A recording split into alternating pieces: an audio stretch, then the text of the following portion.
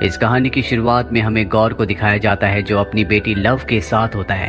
दरअसल अब वो अपनी जाति का अकेला बचा हुआ इंसान है। उनके पास खाने पीने का कोई सामान नहीं है। वो ईश्वर से मदद की प्रार्थना करता है, लेकिन उसकी बेटी अब इंतजार नहीं कर सकती। उसकी हालत बहुत ज्यादा खराब होती है और गौर की बेटी लव की मृत्यु हो जाती है।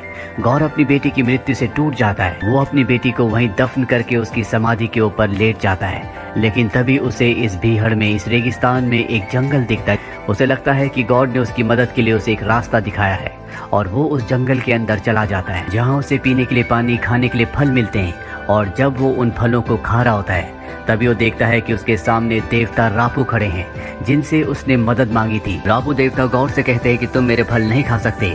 गौर कहता है कि मैंने आपसे मदद मांगी थी और आप शायद मेरी मदद करने के लिए यहाँ पर आए हैं। वो कहते हैं कि नहीं, मैंने एक नेक्रोसोर्ड को मारा है, इसीलिए मैं आज खुश हूँ। लेकिन यहाँ पर गौर बहुत दुखी होता है क्योंकि उसकी बेटी अब इस दुनिया में नहीं रही। वो देवता रापू से कहता है कि हमारी पूरी की पूरी जाति खत्म हो चुकी है।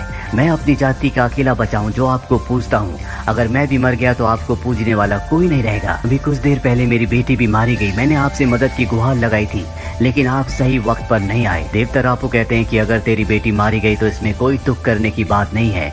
वैसे भी देवताओं को खुश करने के लिए इंसानों की बलि दी जाती है। ये सुनकर गौर को बहुत गुस्सा आता है और यहाँ पर जो नेक्रोसोर्ड की तलवार होती है वो उससे देवता को मार देता है और कहता है कि कोई भी देवता पूजनीय नहीं है। जब भी हमें मदद की जरूरत होती है तो कोई हमारी मदद करने के लिए नहीं आता, और आज से जो भी देवता मेरे सामने आएगा मैं उसे मार दूंगा। वहीं दूसरी तरफ हमें थॉर को दिखाया जाता है जो गार्डियंस ऑफ द गैलेक्सी में शामिल हो गया था, लेकिन वो हमेशा जेन को याद करता है जिससे वो कभी प्यार करता था।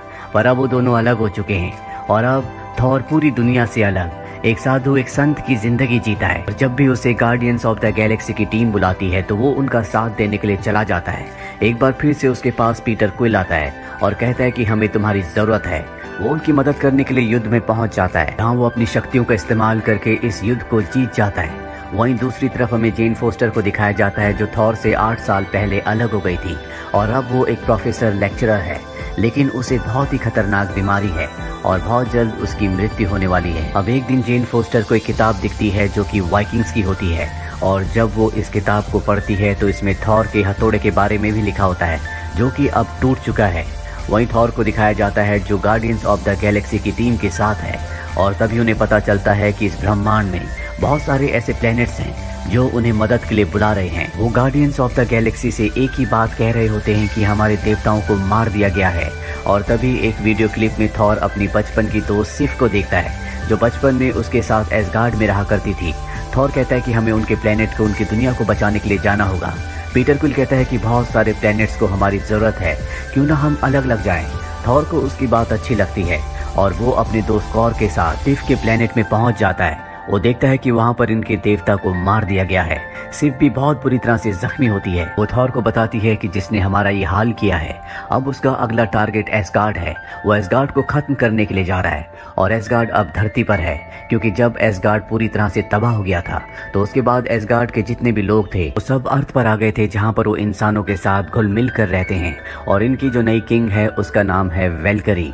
दूसरी तरफ हमें गौर को दिखाया जाता है जो अब बहुत शक्तिशाली हो गया है। उसके पास जो नेक्रोसोर्ड होती है उसने उसे बहुत शक्तियां दी होती है। उसको देखकर ही लगता है कि उससे ताकतवर शायद अब कोई भी नहीं है। इसके बाद वो सब के सब एसगार्ड के ऊपर, यानी कि अर्थ के ऊपर हमला कर देते हैं। वेलकरी उन सब का सामना करती है और अब यहाँ पर थॉर भी आ जाता है। ये सब के सब उनसे लड़ रहे होते हैं और इसी लड़ाई के बीच में यहाँ पर आती है जेन फोस्टर जो कि अब माइटी थॉर के रूप में है। दरअसल जब उसने किताब में थॉर के हथौड़े मायोनीर के बारे में पढ़ा था तो उसमें लिखा था कि जो भी उस हथौड़े को उठाता है उसकी सारी बीमारियां ठीक हो जाती है। जिसके बाद वो एसगार्ड गई थी, जहाँ उसने देखा था कि थॉर का हथौड़ा टूटा हुआ है जो कि उसकी बहन हेला ने तोड़ दिया था। पर जब वो उसके पास गई तो उसके अंदर हलचल होना शुरू हो गई और अगले पल वो हथौड़ा जुड़ गया, और जब उसने उस हथौड़े को उठाया तो उसकी सारी बीमारियां ठीक हो गई। इसके बाद वो बन गई माइटी थॉर। थॉर का हथौड़ा उसे देखकर इसलिए अपने आप ही जुड़ गया क्योंकि थॉर ने कभी अपने मायोनीर को, यानी कि हथौड़े को, कहा था कि तुम्हें हमेशा जेन फोस्टर का ध्यान रखना है, और ये बात अब तक उस हथौड़े को याद थी। और जब उसने देखा कि जेन फोस्टर को उसकी जरूरत है तो वो अपने आप ही जुड़ गया, जिसे उठाने के बाद जेन फोस्टर बन गई माइटी थॉर। और अब वो थॉर के साथ मिलकर गौर की सेना से लड़ना शुरू कर देती है। गौर अपने एक मॉन्स्टर की मदद से एसगार्ड के बच्चों को अपने साथ उठाकर ले जाता है हालांकि थॉर उसे रोकने की कोशिश करता है लेकिन वो ऐसा नहीं कर पाता। दरअसल गॉर को थॉर का स्टॉर्म ब्रेकर चाहिए क्योंकि वो किसी भी दुनिया का रास्ता खोल सकता है। वहीं एसगार्डियंस को दिखाया जाता है जो अपने बच्चों के लिए परेशान होते हैं। थॉर उनसे कहता है कि मैं उन बच्चों को किसी भी कीमत पर वापस लाऊंगा। वेलकरी थॉर को बताती है कि गॉर के पास नेक्रोसोर्ड है। जेन फोस्टर पूछती है कि ये नेक्रोसोर्ड क्या है। थॉर बताता है कि ये एक ऐसी तलवार है जिससे वो देवताओं को मार सकता है, साथ ही कई सारे मॉन्स्टर्स को पैदा भी कर सकता है। ये तलवार बहुत खतरनाक है जो अलग अलग समय में अलग अलग मास्टर्स को चुनती है और इस वक्त उसने गौर को चुना है और जिसे भी तलवार चुनती है वो पूरी तरह से अपनी अच्छाई को खो देता है। अब ये बातें कर ही रहे होते हैं कि तभी हाइमदाल का बेटा जिसे गौर अपने साथ उठा कर ले गया है उसकी एक होलोग्राफिक इमेज यहाँ पर आती है क्योंकि उसके अंदर शक्तियां हैं। थॉर उसे कहता है कि तुम कहाँ पर हो। वो कहता है कि मुझे नहीं पता, मैं अपनी शक्तियों को अच्छे से इस्तेमाल नहीं कर सकता। थॉर कहता है कि तुम्हें फोकस करना होगा और जब वो फोकस करता है तो थॉर उस तक पहुंच जाता है। थॉर से कहते हैं कि हमें यहाँ से ले जाओ, यहाँ पर बहुत अंधेरा है। थॉर कहता है कि मैं असली में यहाँ पर नहीं हूँ, सिर्फ मेरा दिमाग यहाँ पर है। और थॉर इस जगह को देखता है जो पूरी तरह से अंधकार में होती है। इसके बाद वो अपने साथियों को बताता है कि गौर ने बच्चों को अंधेरे की दुनिया में रखा है, इसीलिए हमें एक पूरी टीम की जरूरत है ताकि हम गौर को हराकर बच्चों को वापस ले आएं। और अब ये अपनी टीम को बड़ा करने के लिए चारों के चारों देवताओं की दुनिया में जाते हैं जहाँ पर इनकी बात को कोई भी सीरियसली नहीं लेता। और तभी यहाँ पर देवताओं के देवता ज़्यूस आते हैं जिन्हें थॉर बताता है कि अलग अलग देवताओं को मारा जा रहा है और हमें किसी भी तरह से गौर को खत्म करना होगा, पर ज़्यूस उसकी मदद करने से मना कर देते हैं। इसके बाद इन्हें समझ में आ जाता है कि इन्हें किसी भी तरह से ज़्यूस के हथियार जिसे थंडरबोल्ट कहा जाता है, जिसके अंदर असीम शक्तियां हैं, उसे हासिल करना होगा, तभी ये गौर को हरा सकते हैं। जिसके बाद ये सब के सब थंडरबोल्ट को हासिल करने के लिए देवताओं से लड़ना शुरू कर देते हैं और ज़्यूस को गुस्सा आ जाता है। ज़्यूस अपने सबसे खतरनाक हथियार थंडरबोल्ट से गौर की बॉडी को चकनाचूर कर देते हैं। इसके बाद वो थॉर के ऊपर भी हमला करते हैं, लेकिन थॉर खुद भी एक देवता है, इसीलिए वो उनके हथियार थंडरबोल्ट को पकड़ लेता है और वापस ज़्यूस पर हमला करता है, जिससे ज़्यूस जख्मी हो जाते हैं। और अब ये सब के सब थंडरबोल्ट को लेकर यहाँ से निकल जाते हैं और उस प्लेनेट तक पहुंच जाते हैं जहाँ पर कॉर्ग है जो पूरी तरह से अंधेरे में डूबा हुआ है। ये पूरे प्लेनेट पर बच्चों को ढूंढने की कोशिश करते हैं लेकिन इन्हें बच्चे कहीं भी नहीं मिलते।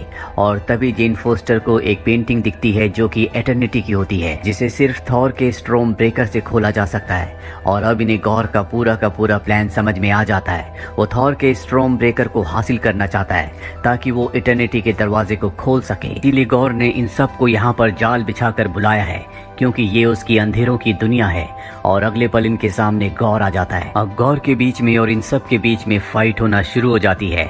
गौर इन सब के ऊपर हावी हो रहा होता है क्योंकि ये गौर की अंधेरे की दुनिया है, जिसके चलते वो वेलकरी को घायल कर देता है। थॉर को समझ में आ जाता है कि अगर उसे वेलकरी को और अपने बाकी साथियों को बचाना है तो उसे यहाँ से निकलना पड़ेगा।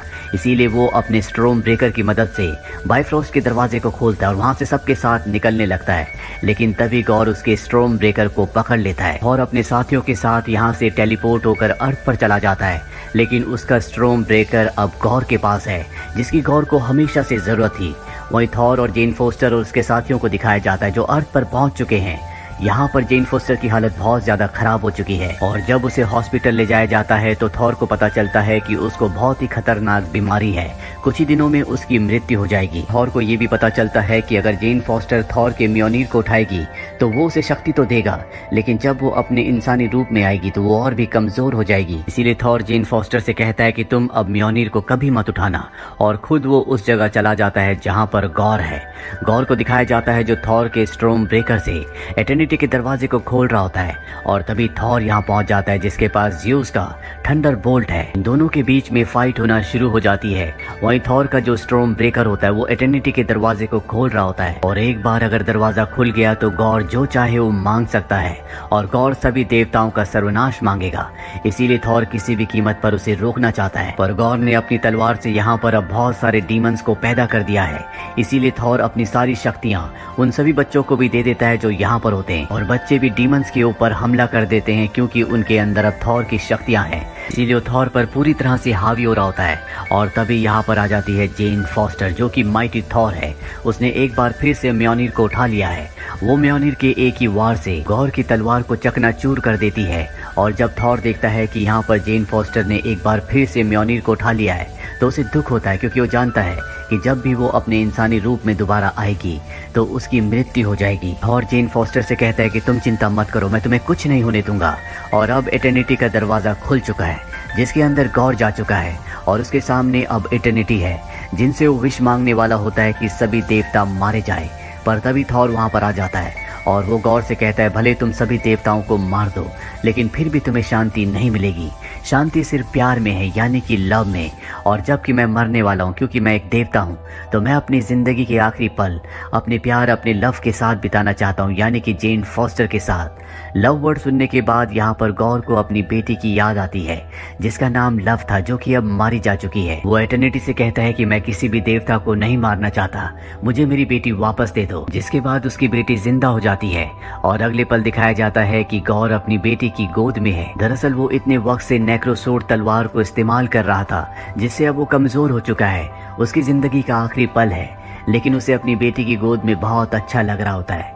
वहीं दूसरी तरफ थॉर को दिखाया जाता है, जिसकी गोद में जेन फॉस्टर है, जिससे थॉर बहुत प्यार करता है और जेन फॉस्टर उसकी गोद में अपना दम तोड़ देती है। दूसरी तरफ गौर को भी इस बात की चिंता होती है कि उसके जाने के बाद उसकी बेटी का ध्यान कौन रखेगा। तभी वहाँ पर थॉर आता है और कहता है कि तुम चिंता मत करो, तुम्हारे बाद मैं तुम्हारी बेटी का हमेशा ध्यान रखूंगा। जिसके बाद गौर की भी मृत्यु हो जाती है। अंत में दिखाया जाता है कि थॉर और सभी बच्चे अब वापस अर्थ पर आ चुके हैं, जहां पर वेलकरी अर्थ पर यानी कि न्यू एस्गार्ड में उन सभी बच्चों को ट्रेनिंग देती है। साथ ही थॉर गौर की बेटी को अपनी बेटी की तरह रखता है। थॉर को उसका म्योनिर यानी कि हथौड़ा मिल चुका है, इसीलिए वो अपने सबसे खतरनाक हथियार स्ट्रोम ब्रेकर को अपनी यानी कि गौर की बेटी को दे देता है, जिसका नाम लव है। इसके बाद ये गैलेक्सी में अलग अलग जाकर कमजोर लोगों की मदद करते हैं, इसीलिए इनका नाम पड़ जाता है love and thunder. Credit scene में हमें जेन फॉस्टर को दिखाया जाता है, जो मरने के बाद वेलहेला पहुंच गई होती है। ये वो जगह होती है जहां पर एसगार्डियन मरने के बाद पहुंचते हैं। दरअसल उसकी मृत्यु माइटी थॉर के रूप में हुई थी, इसीलिए वो वेलहेला पहुंचती है, जहां पर उसका स्वागत हाइमडाल करता है। इसी के साथ ये फिल्म यहीं पर खत्म हो जाती है।